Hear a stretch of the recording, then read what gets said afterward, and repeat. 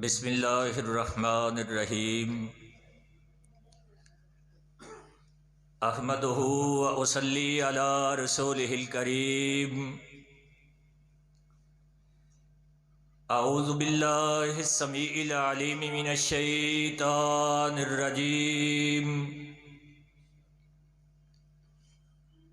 وما اصابکم من مصیبہ فَبِمَا كَسَبَتْ أَيْدِيكُمْ وَيَعْفُو عَنْ كَثِيرٍ۔ میں شکر گزار ہوں محترم بھائی میاں محمد اختر صاحب کا، جنہوں نے میرے لیے آپ کے لیے نیکی کا یہ ماحول پیدا کیا۔ رب کبریا کے حضور صدق دل سے دعا گو ہوں، اللہ انہیں دینی استقامت عطا فرما، ان کے مال میں ان کی اولاد میں برکت پیدا فرما، مجھے اور آپ کو سننے سنانے کے بعد عمل کی توفیق عطا فرما۔ لائق صد احترام بزرگوں، نوجوان بھائیوں، آج مال کی فراوانی ہے، دولت بے حساب ہے، سونا اگلنے والی دکانوں کی ملکیت، زرعی رقبہ، آسائش و آرام کی سہولیات لاتعداد ہیں۔ ان ساری سہولیات کے باوجود میں اور آپ جو یہاں بیٹھے ہیں، کیا کوئی ایک بندہ بھی یہ دعویٰ کر سکتا ہے کہ مجھے کوئی فکر لاحق نہیں، مجھے کوئی غم نہیں، مجھے کوئی پریشانی نہیں، میں قلبی اور ذہنی اعتبار سے سیٹسفائیڈ ہوں، مطمئن ہوں، مجھے کوئی غم نہیں؟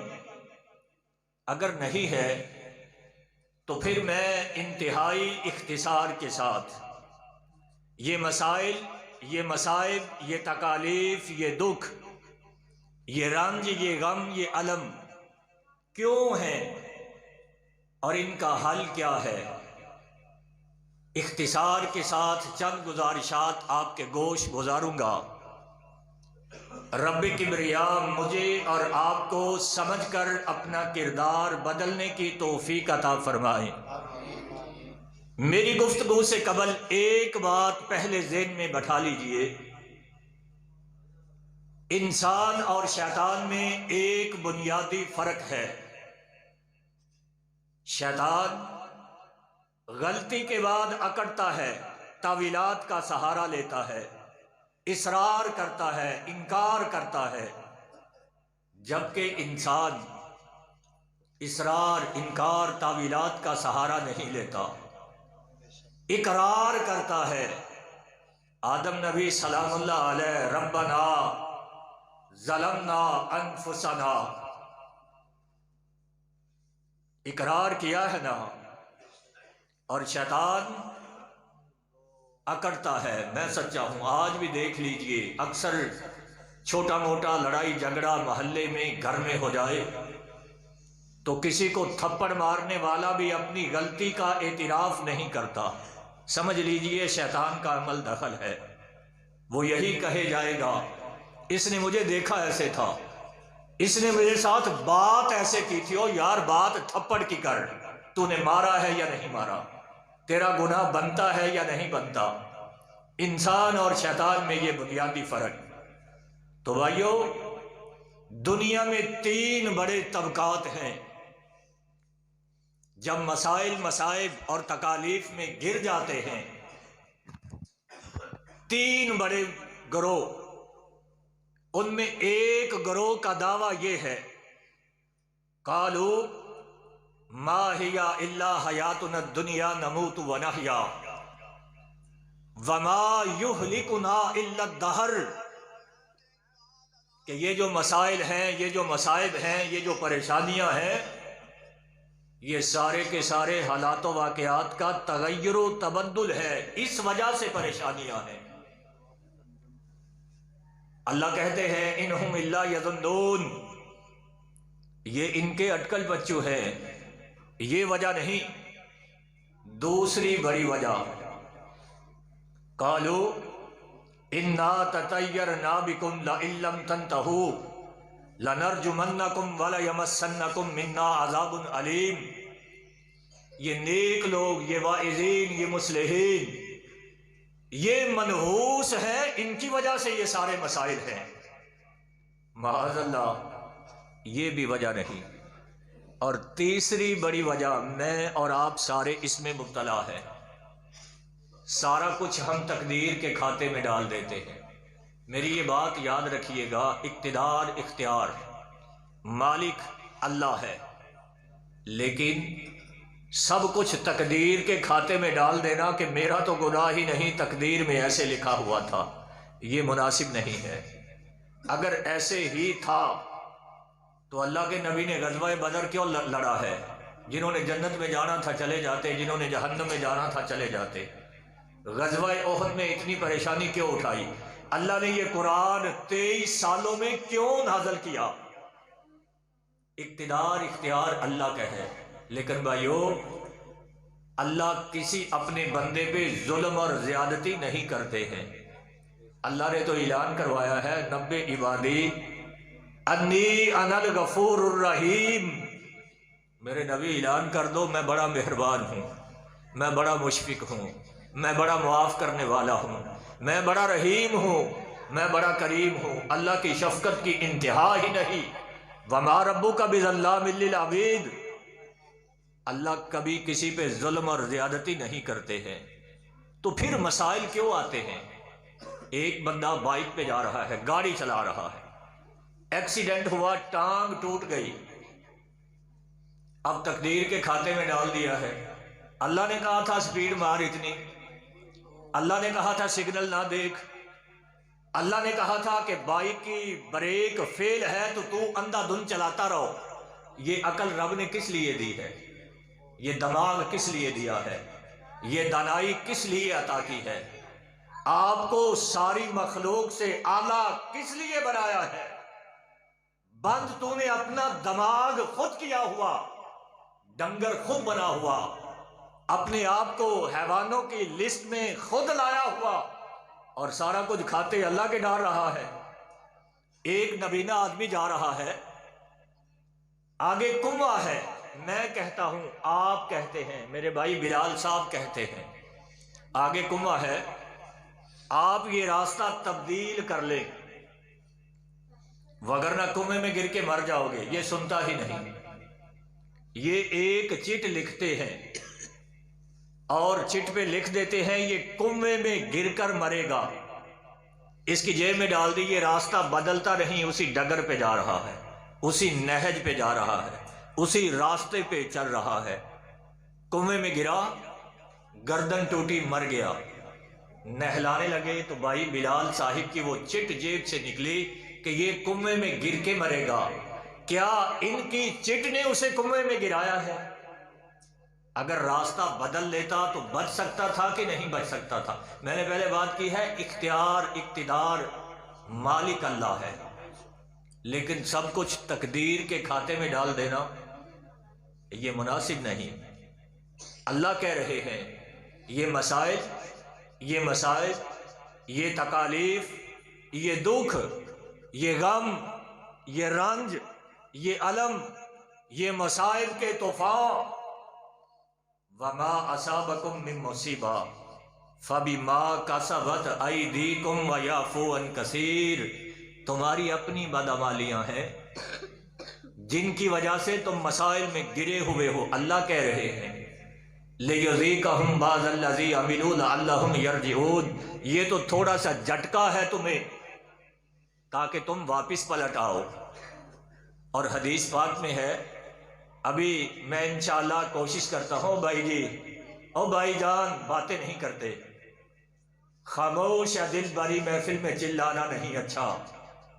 ادب پہلا کرینہ ہے محبت کے کرینوں میں، با ادب با نصیب، بے ادب بے نصیب، یہ رب کا گھر ہے، اور آج ذلیل ہے، خوار ہے، پریشان ہے، مجبور ہے، مقہور ہے، تو یہی وجہ ہے نہ ہمیں رب کے گھر کی پرواہ ہے، نہ ہمیں رب کے گھر والوں کی پرواہ ہے، نہ ہمیں رب کے قرآن کی پرواہ ہے، نہ ہمیں اپنی پرواہ ہے کہ ہم کہاں کھڑے ہیں، کیا کر رہے ہیں، یہ مجلس کیسی ہے، یہاں بیٹھنے کیسا ہے، یہ ساری چیزیں ہمیں دور لے جا رہی ہیں۔ میری بات کا برا نہ مانیے گا، میں اس لیے آپ کی کنڈی کھڑکانے آیا ہوں کہ شاید جوانوں کو میری آہ سحر دے تو ان شاہی بچوں کو بالوں پر دے۔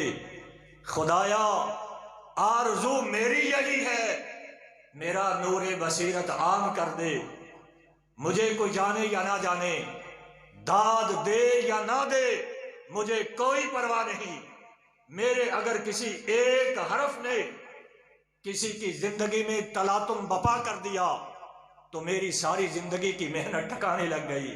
بھائیو، ادب انتہائی ضروری ہے، رب کا قرآن سارا ادب سکھاتا ہے۔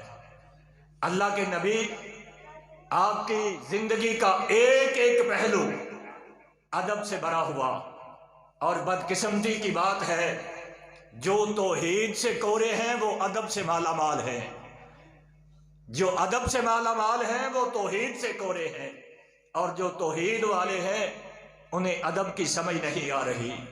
میں اللہ کے حضور دست بستہ ہوں، اللہ توحید کی بھی سمجھ دے دے اور با ادب بھی بنا دے۔ زندگی پھر ہے جب توحید بھی ہو اور ادب بھی ہو، اگر ادب نہیں تو کچھ بھی نہیں۔ بھائیو، یہ ادب نہیں تھا، مسجد نبوی ہے۔ صاحب بن یزید کہتے ہیں کنتو نائمن فی المسجد، میں مسجد میں سویا ہوا تھا، میں باہر آیا تو میرا دل روتا تھا، میں نے یہاں جو حالات دیکھے، حالات سے مراد یہ ہے بھائیوں کو آپس میں باتیں کرتے ہوئے پایا، اور بچوں کے اندر وہ چیزیں جنہیں یہ پتہ ہی نہیں کہ ہم ہیں کہاں، اور یہ کیا ہے، کیا سمجھتے ہو اس گھر کو، یہ جھونپڑی ہی کیوں نہ ہو، یہ ایک مٹی کا بنا ہوا گھر کیوں نہ ہو، رب کعبہ کی قسم ہے ساری دنیا کے محلات کو ملا کر تم رب کے گھر مسجد کا مقابلہ نہیں کر سکتے۔ ایک چھوٹا سا جج اس کی عدالت میں چلے جاؤ تو سانس لینا مشکل ہو جاتا ہے، وہاں کسی کو خارش نہیں ہوتی، وہاں کسی کو کھانسی نہیں آتی، نہ بھائی چھوٹے بھائی، وہاں کسی کو کھانسی نہیں آتی، وہاں گریبان کھلا ہوا نہیں ہوتا، وہاں ایک مجسمہ بن کے انسان کھڑا ہوتا ہے، اور جو ان سارے ججوں کو بنانے والا جج ہے جب اس کی بارگاہ میں آ جائیں تو سارے اصول ہی پامال کر دیتے ہیں، ساری حدیں ہی۔ آپ نماز میں دیکھیں، شرم کی بات ہے، نماز میں دیکھیں ایسی ایسی جگہ پہ خارش ہو رہی ہوتی ہے، دیکھنے والے کو حیا آتی ہے، یہ کیا کر رہا ہے، نماز میں کھڑا ہے، یہ خارش ہو رہا ہے۔ یہی تو وجہ ہے کہ ہماری زندگی میں انقلاب نہیں آ رہا، یہی وجہ ہے ہمارے کردار میں تبدیلی نہیں۔ صاحب بن یزید کہتے ہیں میں مسجد میں سویا ہوا تھا، فحسبنی رجل، مجھے ایک بندے نے کنکری ماری، فنظرت فاذا هو عمر بن الخطاب، میں نے دیکھا تو میرے سامنے 22 لاکھ مربع میل کا حکمران کھڑا ہے۔ 22 لاکھ مربع میل کا حکمران۔ پاکستان کا رقبہ کتنا ہے؟ 7,96,096 مربع کلومیٹر۔ کتنے گنے بڑا سلطنت تھی وہ ریاست کتنی بڑی تھی؟ 22 لاکھ مربع میل۔ یہ سارا ضلع قصور 3,995 یا 96 مربع کلومیٹر ہے۔ 22 لاکھ مربع میل کا حکمران، اور جس کا نام سن کے بڑے بڑے سورموں کے پاؤں تلے زمین نکل جاتی تھی، اور جس کو گلی میں آتے ہوئے دیکھ کر شیطان بھاگ جاتا تھا، وہ عمر ایک سوئے ہوئے بندے کو اٹھا رہا ہے تو آواز مار کر نہیں، کنکری مار کر اٹھا رہا ہے۔ اٹھے، ایک کونے میں 2 بندے اور بات کر رہے تھے، کہا فذهب فاتی بہذین، جاؤ ان دونوں کو لے کر آؤ جو باتیں کر رہے ہیں۔ انہیں آواز دے کر بلایا نہیں، اسے آواز دے کر اٹھایا نہیں۔ وہ قریب آئے، ان سے دو سوال کیے، من این انتما، من من انتما، کیا ہے تمہارا قبیلہ، کہاں کے ہو تم رہنے والے؟ کہنے لگے من اہل طائف، ہم تو طائف کے رہنے والے ہیں۔ کہا لو کنتما من اہل المدینہ لاوجاتکما ترفعان اصواتکما فی مسجد رسول اللہ۔ اور ظالم، تم نبی کی مسجد میں آواز اونچی کر رہے ہو، اگر یہاں کے رہنے والے ہوتے تو ضرور تمہیں جوتے مارتا، ضرور تمہیں ڈانٹ ڈپٹ کرتا، ضرور تمہیں احساس دلواتا۔ 22 لاکھ مربع میل کا حکمران مسجد میں اونچی آواز سے بولتے ہوئے گھبرا رہا ہے، اور وہ عمر رضی اللہ تعالیٰ عنہ جو سوچتا زمین پہ تھا میرا رب قرآن بنا کے نازل کر دیتا تھا، وہ عمر، اس کی کیفیت و حال یہ ہے۔ اور آج ہماری، میں بھی انہی باتوں میں شامل ہوں بھائیو، رونے کی بات ہے، شرم کی بات ہے، سیکھنے کی بات ہے، سمجھنے کی بات ہے۔ میرے اندر بھی یہ کمزوریاں ہیں، لیکن آج وعدہ کر کے جانا، خدا کے لیے آپ سے ہاتھ جوڑتا ہوں، اپنی حالت کو بدلو۔ ان اللہ لا یغیر ما بقوم حتی یغیروا ما بانفسہم۔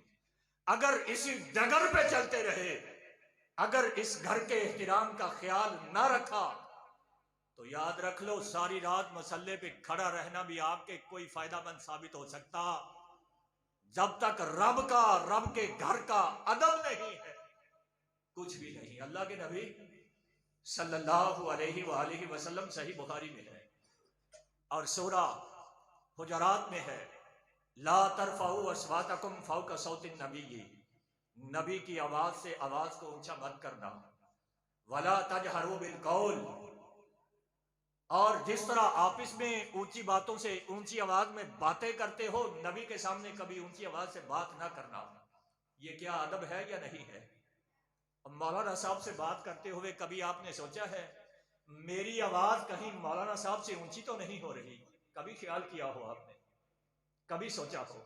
اور مولانا صاحب کے سامنے بیٹھتے ہوئے کبھی آپ نے یہ خیال کیا ہو میرے پاؤں تو اس طرف نہیں ہو رہے؟ تم بیٹھتے ہی پاؤں پھیلا کر مولانا صاحب کی طرف ہو، بات اس لہجے سے کرتے ہو، تمہاری باڈی لینگویج ایسی ہے، معاذ اللہ یہی وجہ ہے پریشان ہے، نمازوں میں رو نہیں، نیکیاں اپنا اثر نہیں دکھا رہی، ادب کے سوا بھائیوں کچھ نہیں ملتا۔ سیدنا عمر فاروق بنو تمیم کا کچھ لوگ آئے، ایک نے کہا اقرا بن حابس کو بنا دو امیر، دوسرے نے کہا نہیں اور کسی بندے کا نام لے لیا۔ تو نافع بن عمر یہ کہتے ہیں مجھے دوسرے بندے کا نام یاد نہیں ہے۔ جب یہ بات ہوئی تو سیدنا ابو بکر صدیق رضی اللہ تعالی عنہ نے کہا عمر فاروق سے ما اردتا الا خلافی، آپ نے یہ بات اس لیے کی ہے کہ آپ میری مخالفت کریں۔ کہنے لگے ما اردتو خلافکا، ابو بکر جی میں آپ کی مخالفت نہیں کرنا چاہتا، بات اتنی سی ہے۔ اللہ نے قرآن نازل کر دیا کہ نبی کی آواز سے اگر آواز اونچی کرو گے ان تحبط اعمالکم وانتم لا تشعرون، تمہاری نمازیں، تمہارے روزے، تمہاری حج، تمہاری زکوٰۃ، تمہاری تسبیحات، تمہاری نیکیاں، تمہارے جہاد، اللہ کہہ رہے ہیں مجھے ان سے کیا حاصل ہے، یہ سارے کے سارے رائے گا اور ضائع کر دوں گا۔ کس لیے؟ اگر میرے نبی کے ادب کا خیال نہ رکھا۔ اور ثابت بن قیس صحیح بخاری کی روایت ہے، یہ گھر بیٹھ گئے اور بیدار مغز حکمران، بیدار مغز امام، بیدار مغز لیڈر، اسے پتا ہوتا ہے میری جماعت میں آج فلاں بندہ نہیں آیا، کیوں نہیں آیا؟ اللہ کے نبی نے نظر دوڑائی، کہا ثابت بن قیس کدھر ہے؟ وہ نظر نہیں آ رہا۔ ایک صحابی اٹھے کہنے لگے اللہ کے نبی میں پتا کرتا ہوں۔ گھر گئے اور یہ سر پکڑ کے بیٹھے ہوئے، کہا کیا سوچ رہے ہو؟ کہنے لگے میری آواز اللہ کے نبی کی آواز سے اونچی ہو جاتی تھی، فقد حبط عمل، میرے تو اعمال ضائع ہو گئے، فہو من اہل النار، اوئے ہوئے میں تو مر گیا، جہنم میں چلا جاؤں گا، میرے اعمال گئے۔ یہ دوڑا اللہ کے نبی کو آگے بتلایا۔ اللہ کے نبی وہ تو اس لیے نہیں آ رہا، آپ نے فرمایا اس کی آواز پاٹ دار ہے، پاٹ دار اونچی آواز والا ہے، آواز ویسے باری ہے، آواز ویسے وزنی ہے۔ یہ آیت ان لوگوں کے لیے نہیں اتری، یہ ان کے لیے اتری ہے جو جذباتی اعتبار سے، جو جان بوجھ کر اپنی آواز کو اونچا کرتے ہیں۔ ان کے اعمال ادب نہیں تو کیا ہوا، سارے اعمال کدھر جائیں گے؟ اللہ کیا کہہ رہے ہیں؟ ضائع، رائے گاں۔ اور اللہ کے نبی صلی اللہ سیدنا ابو بکر صدیق رضی اللہ تعالیٰ عنہ، بھائیو میں پھر بات دہرائے جاتا ہوں، برا نہ مانیے گا، اخلاص سے آپ سے یہ گزارشات کر رہا ہوں۔ ادب سیکھو، اللہ کے گھروں کا احترام سیکھو، اللہ کے گھروں میں بیٹھنے کا انداز سیکھو۔ امام ابو حنیفہ رحمہ اللہ، نام سن کر بڑے بڑے علم والوں کے سر ادب سے جھکتے ہیں یا نہیں جھکتے؟ کیوں؟ امام ابو حنیفہ رحمہ اللہ فرماتے ہیں میں نے ساری زندگی اپنے استاد حماد کے گھر کی طرف پاؤں لمبا نہیں کیا کہ ادھر میرے استاد کا گھر ہے، استاد کا گھر ہے۔ اور آج قاری صاحب سے مقابلہ ہی وہی کرتا ہے جو چند آیات پڑھ کے چلا جاتا ہے۔ آج قاری صاحب کے مد مقابل ہی وہی کھڑا ہے جو قاری صاحب سے ہی اصول اور گر سیکھ کے گیا ہے۔ عجیب آج ہم کیفیات سے نکل رہے ہیں۔ ابو بکر صدیق رضی اللہ تعالیٰ عنہ منبر پہ اللہ کے نبی تیسری سیڑھی پہ کھڑے ہوا کرتے تھے، ابو بکر صدیق دوسری سیڑھی پہ کھڑے ہوا کرتے تھے۔ کسی نے کہا اللہ کے نبی تیسری سیڑھی پہ، آپ دوسری پہ کیوں آ گئے ہو؟ کہنے لگے یہ میرا ضمیر گوارا نہیں کرتا، جس سیڑھی پہ میرا نبی کھڑا ہو کے واز کیا کرتا تھا میں بھی وہاں کھڑا ہو جاؤں۔ یہ ادب تھا، دوسری پہ کھڑے ہوتے تھے۔ اور جب ابو بکر صدیق فوت ہو گئے، عمر فاروق تیسری سیڑھی پہ کھڑے ہوا کرتے تھے۔ آج جہاں خطیب کھڑے ہوتے ہیں یا عمر فاروق تب سے شروع ہوئے۔ لوگوں نے کہا تم یہاں کھڑے ہوتے ہو، کہنے لگے وہ اللہ کے نبی کا ادب کرتے تھے، میں ابو بکر کا ادب کرتا ہوں، میں اس لیے تیسری سیڑھی پہ کھڑا ہوتا ہوں۔ اور علی مرتضیٰ رضی اللہ تعالیٰ عنہ صلح حدیبیہ پہ لکھ رہے تھے نا کہ ھذا ما کتبا، اللہ کے نبی کا نام رسول اللہ۔ انہوں نے کہا اگر یہی نبوت کا تو مسئلہ ہے، اگر رسول اللہ مانتے تو پھر اختلاف کس بات کا تھا، اسے مٹاؤ۔ اللہ کے نبی نے کہا علی مٹا دیجئے رضی اللہ تعالیٰ عنہ۔ کہنے لگے ما کان علی ان ام ہو ھذا، اللہ کے نبی میں یہ کیسے مٹا سکتا ہوں، نام میرے نبی کا ہو، مٹا میں دوں؟ یہ سوء ادب ہے، ادب کے خلاف ہے، میں یہ نہیں مٹا سکتا۔ اللہ کے نبی نے پھر خود مٹایا تھا۔ تو بھائیو امام مالک رضی اللہ رحمہ اللہ اللہ کے نبی کا نام لیتے، اللہ کے نبی کا نام سنتے، ان کے چہرے کا رنگ زرد ہو جایا کرتا تھا۔ دوست کہنے لگے یہ کیفیت عجیب ہے آپ کی، کیا ہو جاتا ہے آپ کو؟ کہنے لگے لو رأیتم ما رأیتم ما انکرتم علی ما ترون، کاش تم میرے نبی کا مقام وہ جانتے جو میں جانتا ہوں، تم میری اس کیفیت پہ اظہار افسوس نہ کرتے، تعجب نہ کرتے، پریشان نہ ہوتے۔ بھائیو اور ادب تو اللہ کے نبی کے اصل میں بات یہ ہے کہ ہم نے ان گھروں کا مقام نہیں سمجھا، اللہ کے نبی کا مقام نہیں سمجھا۔ وما قدر اللہ حق قدرہ، اللہ کے مقام کو جانا اور پہچانا ہی نہیں۔ جنہوں نے جانا وہ درندے بھی تھے تو نام سن کے لرز جایا کرتے تھے۔ اسد الغابہ میں ہے سیدنا سفینہ رضی اللہ تعالیٰ عنہ، ان کا نام تھا رومان، اور بعض اہل سیر نے لکھا ہے مہران۔ سفینہ نام کیوں پڑا؟ سفر میں تھے، جو بھی صحابی تھک جاتا، اب آپ تو نہیں تھک گئے، میں بھی موضوع سے ہٹ گیا، یہ اللہ کا نظام ہے، کوئی بات نہیں، یہ اللہ جو چاہے وہ اس کی مرضی اور منشا ہے۔ اللہ ہمیں اصلاح کی توفیق دے دے۔ ان کا نام سفینہ کیسے پڑا؟ جو صحابی تھک جاتا انہیں تیر تلوار اپنا دے دیتا، یہ کندھے پہ اٹھا لیتے، سارے صحابہ کا سامان اٹھایا ہوا۔ اللہ کے نبی نے دیکھا، کہا سفینہ، کشتی اس کا معنی ہے، تو نے سب کا سامان اپنے سر لیا ہوا ہے۔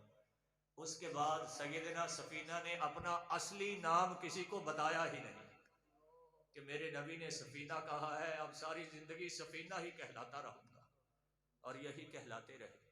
یہ سیدنا سفینہ کہتے ہیں میں سمندری سفر کر رہا تھا، کشتی ڈوبنے لگی، ایک تختہ میرے ہاتھ آیا، میں اس پہ بیٹھا، کنارے پہ لگا، باہر نکلا تو جنگل تھا، داڑتا ہوا شیر آیا، داڑتا ہوا۔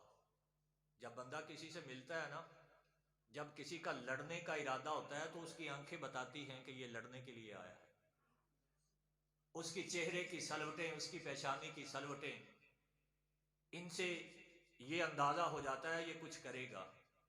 اب شیر داڑتا ہوا آیا، سیدنا سفینہ نے جب دیکھا نا شیر داڑتا ہوا آ رہا ہے، کہا ابو الحارث یہ شیر کی کونیت ہے، کہا شیر میں ساری کائنات کے سردار نبی کا غلام ہوں، اور جنہوں نے مقام جانا تھا، جنہوں نے شان کو پہچانا تھا، اور جنہوں نے نبی کی رفت اور بلندی کو مانا تھا، جو جانتے تھے کہ یہ رب کے برگزیدہ ہے، جو سمجھتے تھے کہ یہ رب کے چنیدہ ہے، جنہوں نے یہ پا لیا کہ یہ رب کے پسندیدہ ہے، اور انسان کو رب نے عقل دے کر سب سے اعلیٰ و افضل بنایا، یہ اس کی بدقسمتی ہے۔ اگر سمجھنے پہ آئے تو حیوان اور جنگلی درندے کی یہ کیفیت و حال ہے کہ شیر نے جب یہ سنا کہ اللہ کے نبی کا خادم، دم ہلانا شروع کر دی، دم ہلانا شروع کر دی، اور کپڑے سے پکڑا اور انہیں ساتھ راستہ بتاتا ہوا جا رہا۔ اور سیدنا سفینہ کہتے ہیں جب میں صحیح راستے پہ پہنچ گیا تو وہاں جا کے نا یہ کچھ گنگنا رہا تھا، مجھے یوں لگ رہا تھا جیسے مجھے سی آف کر رہا ہے، الوداع کہہ رہا ہے، جیسے کوئی میرے لیے اچھے الفاظ کہے جا رہا ہے۔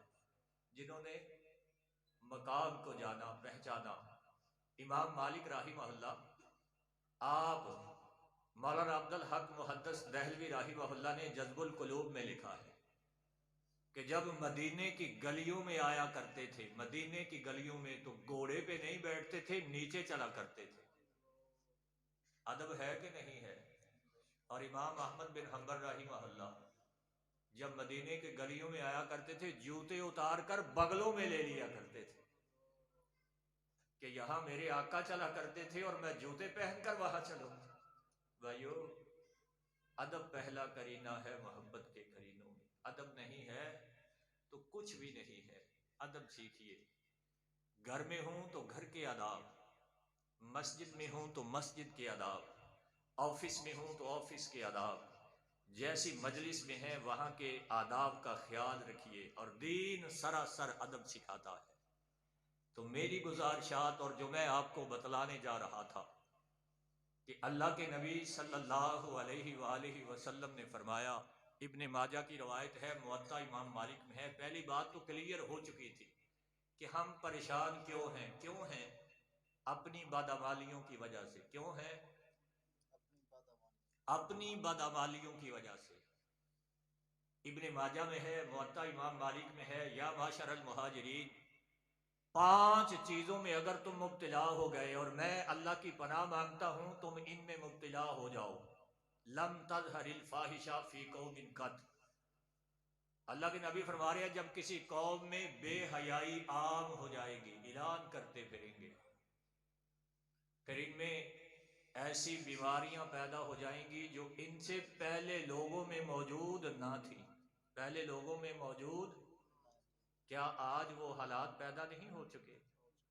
جدید ٹیکنالوجی ہے، آلات جدید ہے، مشینری جدید ہے، ڈاکٹریٹ کر کے باہر سے آیا ہوا ہے، لیکن مریض کو سامنے بٹھا کے کہے جا رہا ہے مجھے بیماری کی سمجھ نہیں آ رہی۔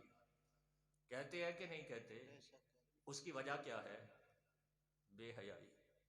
آج ٹی وی کی سکرین پہ ایک غیرت مند باپ بیٹی کے ساتھ بیٹھ کے نیوز خبریں بھی سن سکتا ہے، سن سکتا ہے۔ کیسی پبلسٹی ہوتی ہے وہاں پہ، ایک کپڑے کی خرید و فروخت کا کام اور لباس کیسا ہوتا ہے، غیرت مند باپ دیکھ سکتا ہے۔ اور بے حیائی کیا ہے، اور آج ہمارے گھروں میں کیا کچھ نہیں ہو رہا انہی چیزوں کی آڑ میں۔ آج ہمارے نوجوان کیا کچھ نہیں کر رہے، یہ بیماریاں، ان کی وجہ پھر کیا ہے، سبب کون ہے؟ سمجھ آ رہی ہے کون ہے؟ ہم ہے نا۔ دوسرا، اللہ کے نبی نے فرمایا جب لوگ ناپ تول میں کمی کریں گے تب قحط سالی ہو جائے گی۔ جب لوگ، تیسرا، زکوٰۃ سے انکار کریں گے تب بارشیں روک دی جائیں گی۔ جب لوگ، چوتھا، جب لوگ دین سے دور ہو جائیں گے، وَمَنْ أَعْرَضَ عَنْ ذِكْرِي فَإِنَّ لَهُ مَعِيشَةً ضَنْكًا وَنَحْشُرُهُ يَوْمَ الْقِيَامَةِ أَعْمَىٰ۔ لفظ ذکر قرآن پاک میں متعدد معانی میں استعمال ہوا ہے۔ اللہ نے نماز کو ذکر کہا، اقم الصلاۃ لذکری۔ اللہ نے قرآن کو ذکر کہا، انا نحن نزلنا الذکر۔ اللہ نے اپنی یاد کو ذکر کہا، الا بذکر اللہ تطمئن القلوب۔ ہر کیف، سارے دین کا خلاصہ، جب لوگ دین سے دور ہو جائیں گے تب ان پہ جابر، فاسق، ظالم حکمران مسلط کر دیے جائیں گے۔ اور پانچواں، آپ نے فرمایا جب لوگ، انصاف ختم ہو جائے گا تب قتل و غارت عام ہو جائے گی۔ اب میری اور آپ سب کی نظر ہے کورٹس پہ، عدالتوں میں۔ جی عدالتوں میں انصاف نہیں، ہائی کورٹ میں نہیں، سپریم کورٹ میں نہیں۔ میرا آپ سے ایک سوال اور میری آخری یہ دو چار باتیں ہیں۔ اگر سول کورٹ میں، سیشن کورٹ میں، ہائی کورٹ میں، سپریم کورٹ میں آپ کو انصاف نظر نہیں آ رہا، آپ نے یوں انگلی اٹھائی ہوئی ہے، یہ تین انگلیاں کدھر ہیں؟ کدھر ہیں تین انگلیاں؟ اپنی طرف ہے نا۔ تو کیا ہم اپنے گھروں میں انصاف کر رہے ہیں؟ آج بابا اپنی زندگی میں ساری دکانیں بیٹوں کے نام اور بیٹیوں کو فارغ کر دیا، یہ انصاف کر رہا ہے؟ کیوں جی؟ انصاف ہو رہا ہے؟ انگلیاں یوں کی ہوئی اٹھائی ہوئی ہیں اور یہ نہیں دیکھتے تین میری طرف۔ ایک بابا جی تھے، سفر پہ نکلے، بابا جی کے پاس پیسے تھے کافی سارے، پوٹڑی تھی پیسوں کی بھری ہوئی۔ جب لے کے نکلے، حضرت صاحب آپ ادھر تشریف لے آئے، حضرت جی آپ ادھر آ جائیں، چیئر پہ آ جائیں، جزاک اللہ، ادھر چیئر پہ تشریف لے آئے۔ سر آپ بھی آ جائیں ادھر، چیئر پہ آ جائیں۔ پوٹڑی پیسوں کی بھری ہوئی، ایک نوجوان پیچھے لگ گیا کہ ان سے پیسے چھین لینے چاہیے۔ کس سے؟ بابا جی سے۔ تو بابا جی کو کوئی نوجوان بیوقوف بنا سکتا ہے؟ یہ سفید بالوں والے بابے کملے نہیں ہیں، بیوقوف نہیں ہیں، یہ دانا ہیں، یہ سمجھدار ہیں، یہ سارے اس عمر سے گزرے ہوئے ہیں جس عمر میں آج ہم ہیں۔ اس نوجوان نے کہا میں پیسے بٹور لوں گا، چھین لوں گا، پیچھے لگا، رات کو سوئے، یہ بابا جی کی تلاشی لیتا رہا، پاؤں، ہاتھ، سارا کچھ دیکھتا رہا، مگر اسے کچھ نظر آیا، پیسے نہیں ملے۔ اگلے دن پھر ایسے کیا، تیسرے دن پھر ایسے کیا۔ جب تیسرے دن پھر کچھ نہ ملا تو بابا جی کو ہاتھ جوڑ دیے، کہنے لگا بابا جی 3 دن سے مسلسل پیسے چھیننے کے لیے آیا تھا، اب آپ سے وعدہ کرتا ہوں پیسے نہیں چھینوں گا، لیکن مجھے یہ بتا دو رات کو پیسے کہاں پھینکتے ہو؟ بابا جی نے سونے سے پانی سے لکھنے والی بات کہی، کہا بیٹا جب تم سو جاتے تھے تو میں سارے پیسے آپ کے سرانے نیچے رکھ دیتا تھا، تم میری تلاشی لیتے رہے، تم نے اپنا سرانہ نہیں دیکھا۔ آج میں اور آپ سارے اپنی طرف نہیں دیکھتے، بس انگلی اٹھائی ہوئی ہے۔ اللہ مجھے بھی اور آپ کو بھی توفیق دے دے، ہم اپنی اصلاح کر لیں، اپنے بارے میں سوچ لیں، اپنے بارے دیکھ لیں۔ اور آج ہمارے گھروں میں یہ سب کچھ ہو رہا ہے کہ نہیں ہو رہا؟ بیٹی کو مجبور کر کے، وہ میرے بھائی پہلے قاضی صاحب بتلا رہے تھے، مجبور کر کے جائیداد پہ اس کے سائن کروائے جاتے ہیں، نہیں کروائے جاتے؟ وہ بیٹی کا دل ہے، مجبور ہو جاتی ہے، اور باپ اتنا ظالم ہے جسے یہ نہیں پتا کہ 15-16 سال کے بعد وہ کیسے زندگی گزارے گی۔ وہ روتی ہوئی گزارے گی، وہ ہنستی ہوئی گزارے گی، اور وہ باپ کے چلے جانے کے بعد بھی باپ کی چارپائی اور ماں کا چولہا دیکھنے کے لیے، چلو یہ تو دیکھتی رہوں گی، وہ سارا کچھ بھائیوں کو دینے کے لیے تیار ہو جاتی ہے۔ کیا ہمارے گھروں میں انصاف ہو رہا ہے؟ انصاف نہیں تو قتل و غارت عام ہو جائے گی۔ اس کا حل کیا ہے؟ سب سے بڑی بات، سب سے پہلا زینہ استغفار ہے، نماز ہے، درود ہے، زیادہ سے زیادہ پڑھے۔ اور آج آپ میرے ساتھ نہیں، اللہ سے وعدہ کر کے جائیں کہ انشاءاللہ اللہ کے گھر کا احترام کریں گے نا انشاءاللہ۔ اور دوسرا، ہر روز اللہ سے معافی بھی مانگیں گے، استغفار بھی کریں گے۔ یہ بنی اسرائیل کا واقعہ ہے۔ ایک بندہ 60 سال لگاتار سبحان اللہ کہتا رہا، اور علامہ عبد الرحمن صفوری رحمہ اللہ نے لکھا ہے، داؤد نبی کے بیٹوں میں سلیمان نبی کو رب نے ایسی بادشاہت دی جس کا اندازہ ہی نہیں۔ تصورات و تخیلات جو ہیں یہ بے بس ہو جاتے ہیں۔ ہوا تخت اڑائے پھرتی ہے۔ ایک بابا جی نے پانی لگایا ہوا دیکھ کے کہا، اللہ تو نے داؤد نبی کے بیٹوں کو کتنی شانیں اور عظمتیں دے رکھی ہیں۔ تخت واپس لائے، بابا جی سے کہا جو کہا تھا دوبارہ کہو۔ بابا جی ڈر گئے، سہم گئے، مضطرب ہو گئے، بے قرار ہو گئے، پریشان ہو گئے، سہمے ہوئے کھڑے ہیں، اور سلیمان نبی کہے جا رہے ہیں جو کہا تھا ذرا دوبارہ کہو تو صحیح۔